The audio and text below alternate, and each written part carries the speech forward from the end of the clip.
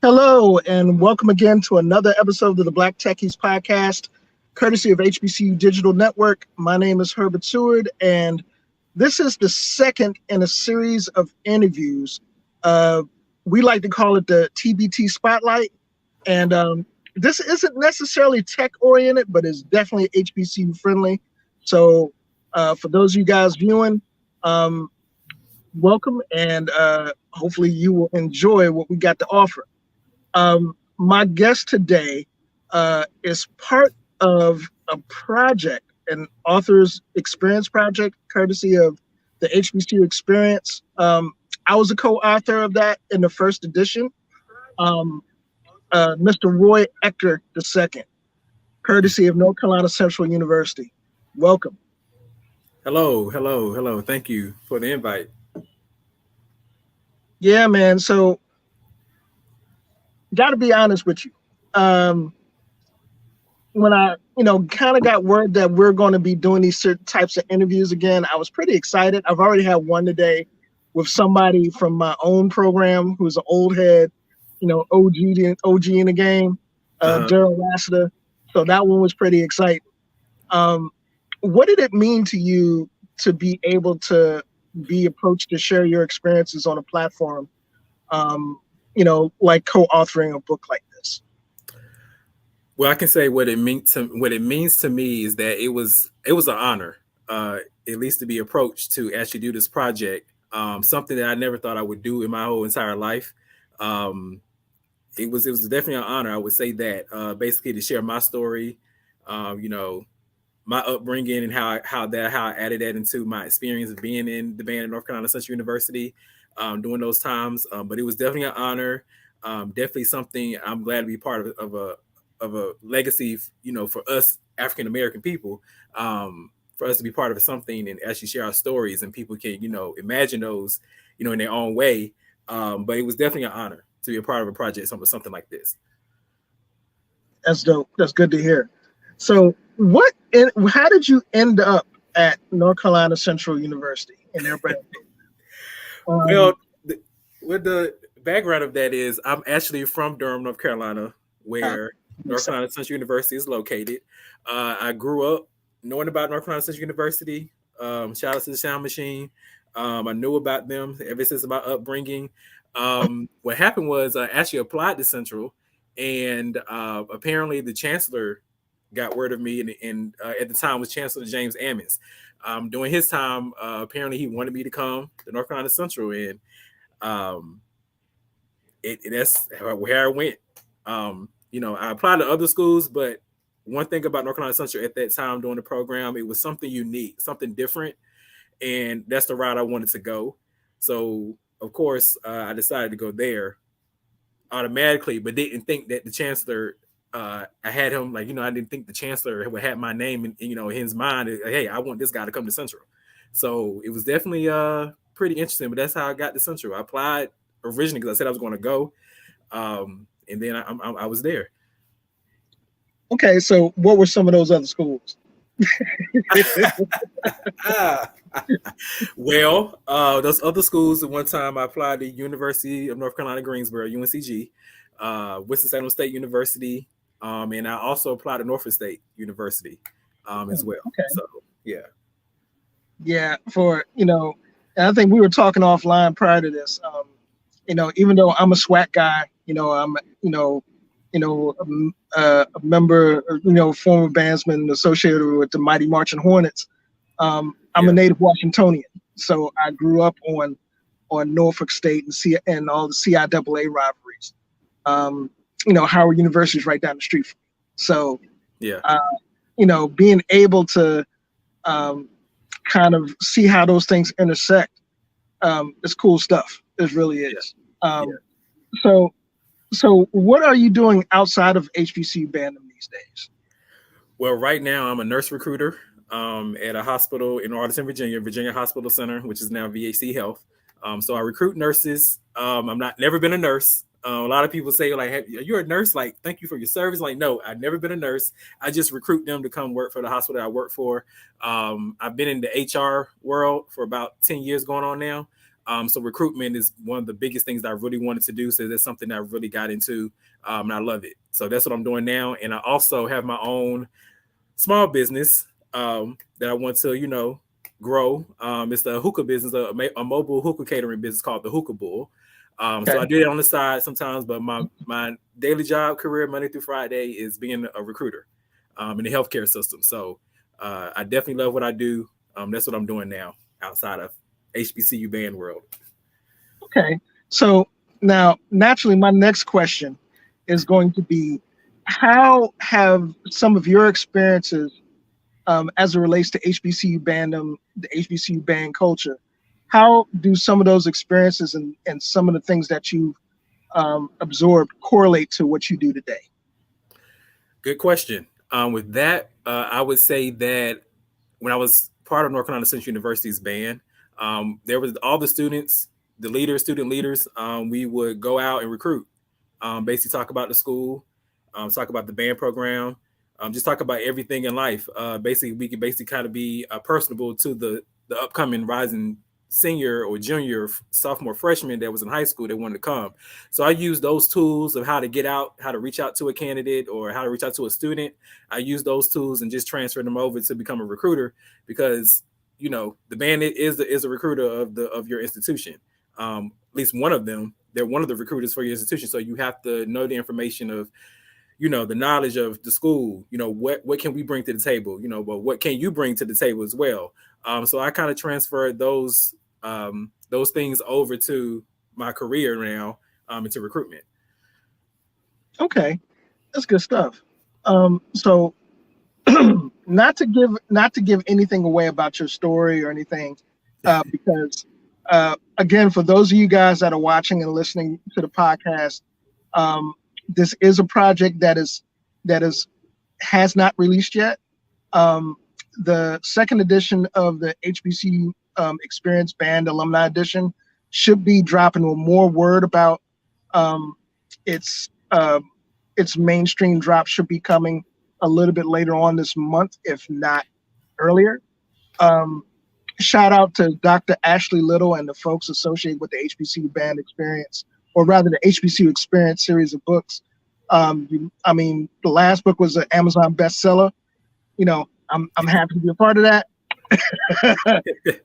Shout out to Christy Walker and a lot of the folks that have been part of that project and those series of books. I think the alumni portion of those things for the HBC band experience or band alumni edition, those stories are really powerful. At least I know once we found out, once we got a chance to see, um, who was telling what in our editions, it was pretty powerful stuff. And I would anticipate that it would be the same way this go around. Um, I guess now I can be a little bit more informal. All right. Okay. So without giving anything away about your story or what your experience that you may share with the book, what are some of the things about your experience with the sound machine that stand out? It's a lot. I would say it's a lot of things that stood out to me that I could remember being part of the sound machine. As a whole, I would say that accomplishment was basically my last year or season was actually to be a head drum major that year and to do the Rose Bowl parade, Tournament of Roses. I was lucky and blessed enough to even just be a leader in this big trip that we did that time. That's what stuck out to me the most. Basically, some of the performances that make a difference, or things that put us out there on the map. Those type of performances and stuff basically stood out to me. But that is the number one thing that stood out to me was basically the Tournament of Roses parade. We marched in California. It was great. I had fun. I don't think I think I was still ready to like keep marching after we kicked down after the whole route or whatnot. But that was a memorable thing that basically it stands out to this day that I can remember. Just to even experience like going out of North Carolina. You have some people that was in the band that I marched with that didn't never been out of town, never been out of the state of North Carolina. So being in a band actually gave you that type of experience for you to go outside and explore and at the same time perform and do what you love in front of thousands and millions of people.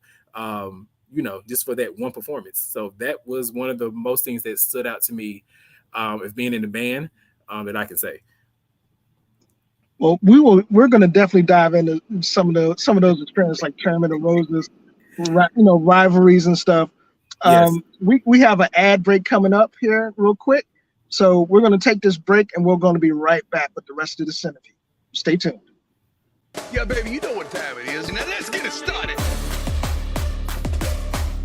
Are you kidding me? Unreal! While our HBCUs are mostly known for academic rigor, community, they also know how to turn up. Does he have it? Yes, he does!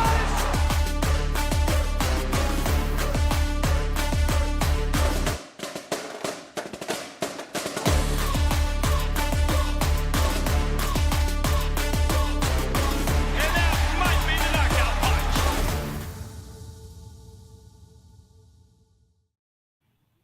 All right, and welcome back to the Black Techies podcast. Now that we got the formal stuff out of the way, we're going to talk about some things that are kind of near and dear to bandsmen all over the place for HBCUs, and that's rivalries. And so I'm gonna do this. I'm gonna kind of take the same tack that I took with some of our previous guests in the past, and I'm gonna do some word association when I mention schools. Okay. All right. So first thing that comes to mind when I mention North Carolina A&T State University.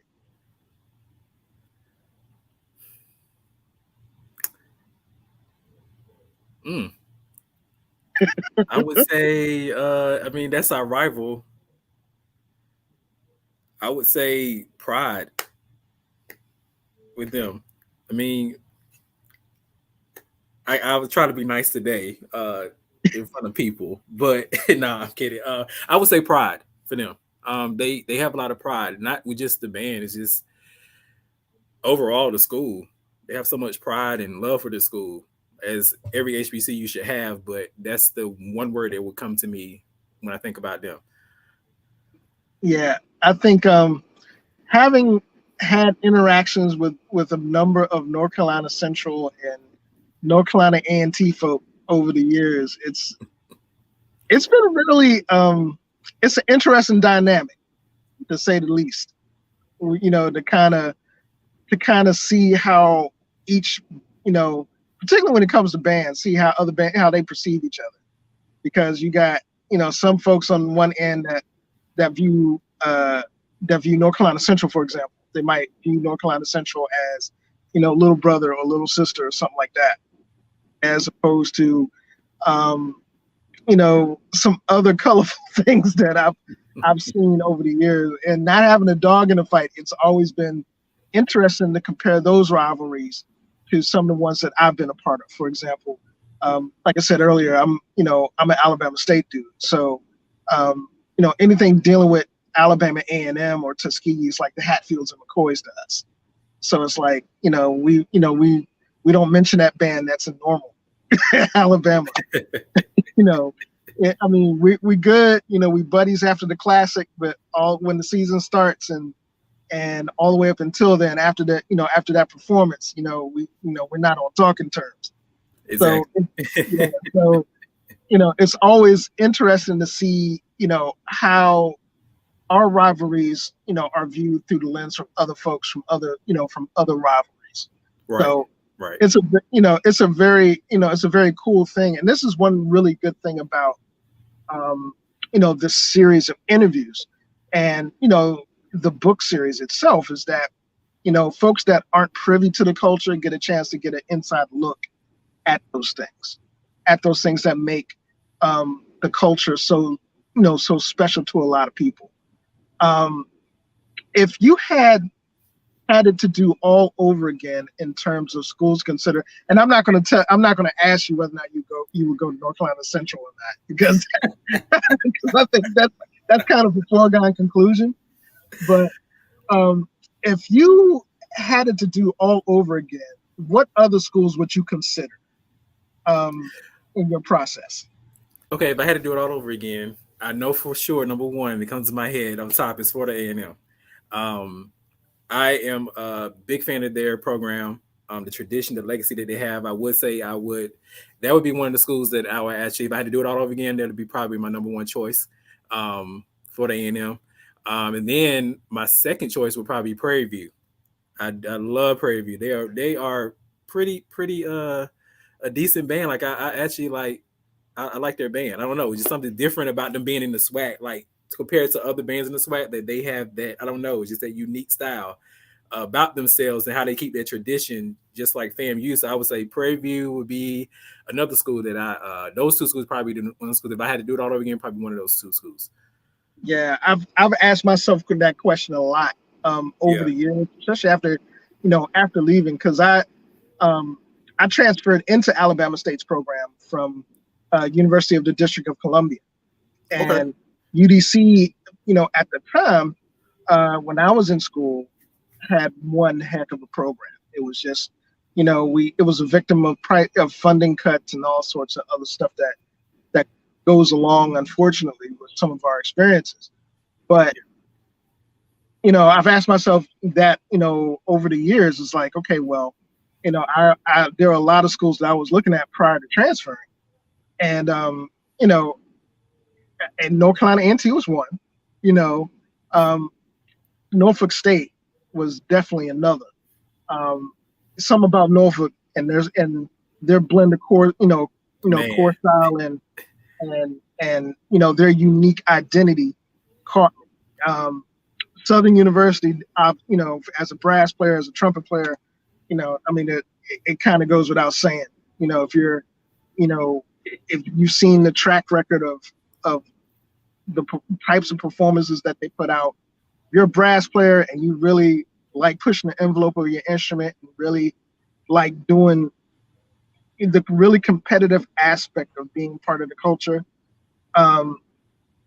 And I got, and I say this having been on the receiving end of some of those matchups, with really, really good Southern University bands. It's definitely something that I probably would have considered a little bit more. But I definitely would, I'm in the same boat. I wouldn't have changed anything because Well, fun fact, you put Southern University. My freshman year, we went against them. We had a game in fall of 2006. That's my first year, and I came into the Sound Machine. We traveled to New Orleans, and then drove an hour to Baton Rouge, and that was my first time seeing Southern University in person on the receiving end at a game. Now, behold, we beat them in football, but band wise, like we were not leaving without a fight. I would say that it was a interesting experience for my first year being in a college band, especially HBCU band, and my first year going to Southern University. It was an eye opener. I would say that. Yeah, and it's it's definitely for a lot of folks, it's being able to see bands that you don't ordinarily get exposure to. Right.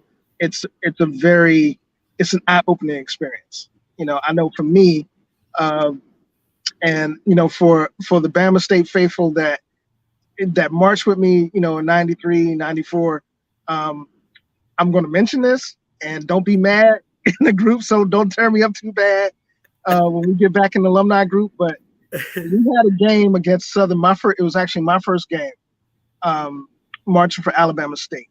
It's a Gulf Coast Classic, Alabama State versus Southern University, Mobile, Alabama. And we were huge. We're pushing a good 320, 330 instrumentalists, and we were, we were pumped. We was like, yeah, we got this, until we got into the stadium and got in the stands, and I mean, it's just the plumes start getting blown back, So that turned into something really infamous for us. And it was funny. It's crazy because I think it's the only time the entire season where we were really challenged as a program, where we didn't feel like we didn't come out on top. But yeah, some programs should have that effect on people. And, Southern, I remember being a kid, being a, middle schooler. And, going to a Howard University game in 1989, 1990, and seeing Norfolk State come and just destroy out. And it was one of those things that left such an impression on me. It's like I was in the stands with my dad, and it's like, yeah, I want to be part of that. So, and that's what the culture is all about. It's being able to have those experiences. And as a kid, that I had always been on Howard University's campus or around the bands or what have you, because there was a really good big band culture in DC at the time. Mm-hmm. But that was just a completely different level. Yeah. And just like, okay, wow, all right, yeah, I definitely want to be associated with that. Same thing the following year, Florida A&M, which they were in their heyday. They came to Green Stadium and just packed out the entire stadium. So it's those things that are really, that has me excited about the second edition of this offering of experiences. I know, like I said, I was very blessed to be a contributor offer in the first edition. And, my experiences really, to this day, shaped exactly, how I've gotten into the field. Being a content creator, technology, all of that stuff, I can really tie back to my experiences at Alabama State and at UDC. So one other thing I would like to ask you, without you divulging anything about your story on the upcoming project, if somebody reads your story, what's the first and most important thing that you would want them to take from it? I want them to take from it is basically never give up on your dreams, never give up on anything, like finish the task at hand. I would say that me growing up, I started finding out about HBCU bands probably when I was younger. The background of that is that my dad was assistant coach for St. Aug College, was in Raleigh. And they didn't have a band. They had a concert band, but they never had like a marching band. They didn't have a football team. But however, I would say that I want people to learn from is basically finish the task at hand, like never give up. This is something that you want to do, something you ever dreamed of doing, do it. I can say for myself that I always dream of being in a band. I can always say that I always dream myself being in an HBCU band. There was no other choice for me. I want to go to a HBCU no matter what. And growing up on an HBCU campus growing up, it was just basically something that I actually wanted to do. So I would say that, never give up on what you want to do, finish the task at hand, and always continue to be ambitious. That's what I want people to, learn from my chapter in the Contributor Project that's coming out soon. All right, real quick, we have another ad break coming up, and when we come back, we will put a pretty bow and all sorts of pretty stuff to the end of this interview. So stay tuned. We'll be right back. The first ever HBCU Band Anthology, The HBCU Experience. The HBCU Band Alumni Edition is a collection of stories written by prominent HBCU band alumni throughout the world. HBCU band alumni who are doing great things in their careers, businesses, and communities nationally and internationally.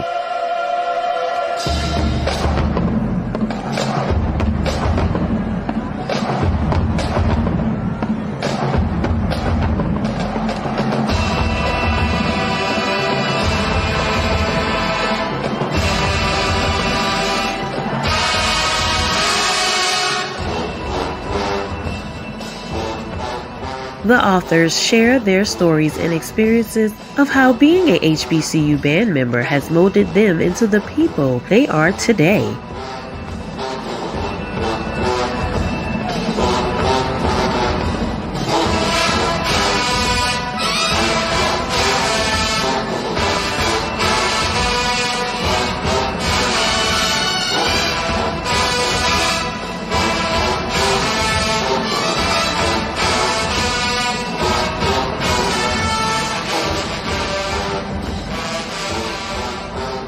Purchase your copy today and support the HBCU experience, the HBCU Band Alumni Edition at Amazon.com. All right, and welcome back. And we're going to close this interview a little differently, and we're going to actually pick Mr. Ector's considerable knowledge about his program and others for this upcoming season, in addition to putting the finishing touches on talking about the upcoming project.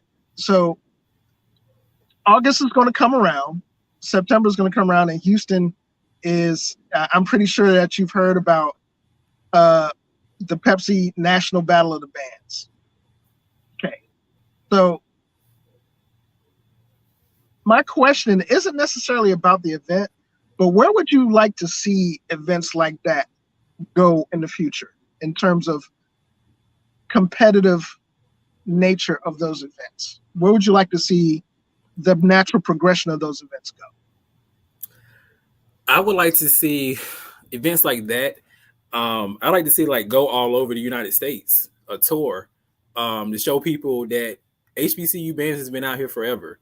And the experience of being an HBCU band is one rewarding experience that you'll never forget in your entire life. You're making friends that become family. There's some people that I marched with even in high school and college that I still close with and I still talk to this day.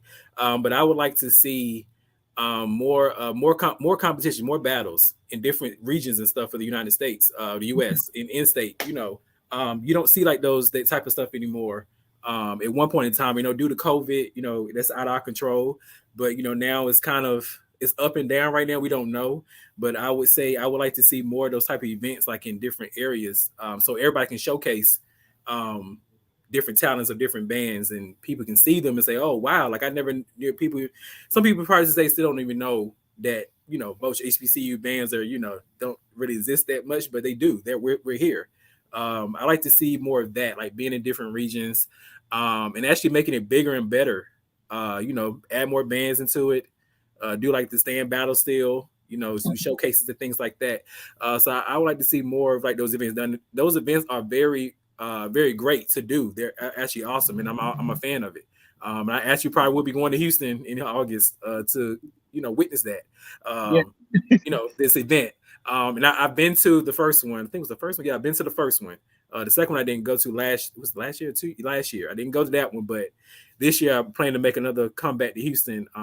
As one of the cities that I love to visit. But however, I want to see more of those events, especially here in the DMV area. I live here in Maryland, so I want to see more events like that here. Just more recruitment, get more people to come to these events and show people what it's all about. So let me lay out a hypothetical for you. Okay. Right. And I want you to give a very honest and objective answer to what I'm about to lay out. Okay. Okay, it's January. 16 invites go out to 16 band programs. Those invites are accepted, and upon acceptance, each of those bands gets a performance package for a competition. 2 parts. Okay. First part is qualifying. 3 performances, strictly halftime, adjudicated. Highest qualifiers qualify for the final. Final is the second part.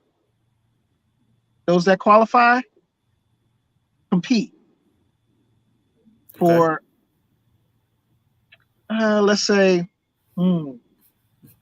a cash or scholarship pot of $300,000.